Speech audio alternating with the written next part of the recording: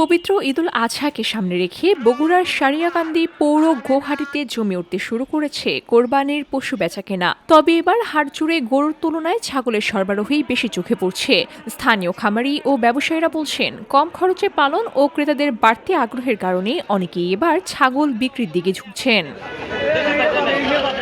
মঙ্গলবার ও শনিবার বসা ঐতিহ্যবাহী এই গোহাটিতে আশেপাশের বিভিন্ন এলাকা থেকে শত শত ছাগল আনা হচ্ছে।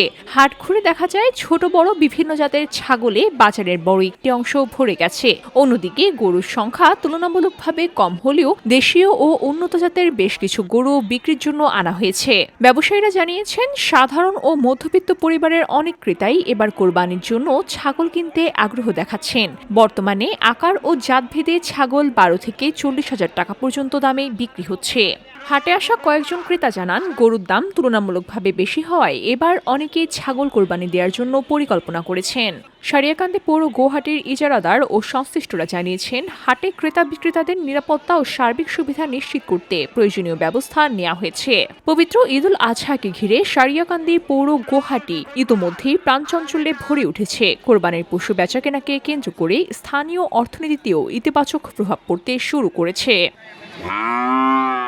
VOD Bangla news desk.